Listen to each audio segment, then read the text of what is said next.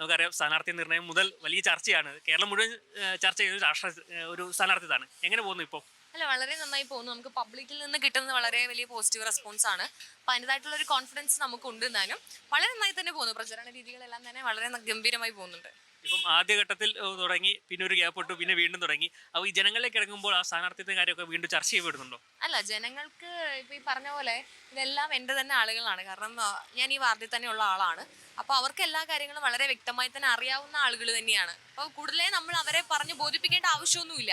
പ്രത്യേകിച്ച് നമ്മൾ പറഞ്ഞ് കൺവിൻസ് ചെയ്യേണ്ട ആവശ്യമൊന്നുമില്ല.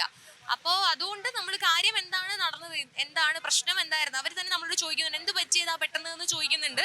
അപ്പോൾ നമ്മൾ അതിൻ്റെതായിട്ടുള്ള റെസ്പോൺസ് മാത്രം പറഞ്ഞാൽ മതി. അല്ല, നമ്മൾ അവരെ കൂടുതലായി കാര്യങ്ങൾ പറഞ്ഞ് കൺവിൻസ് ചെയ്യേണ്ട ആവശ്യമൊന്നും ഉണ്ടായിരുന്നില്ല.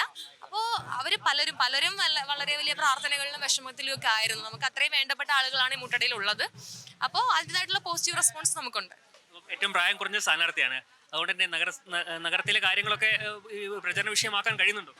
അതെ അതെ, കാരണം ഈ പറഞ്ഞ പോലെ തിരുവനന്തപുരം ജില്ലയിലാണ് ഞാൻ ഏറ്റവും പ്രായം കുറഞ്ഞ സ്ഥാനാർത്ഥി കേട്ടോ.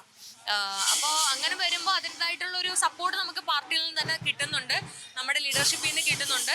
അപ്പോൾ അതിൻ്റെതായൊരു സന്തോഷമുണ്ട്.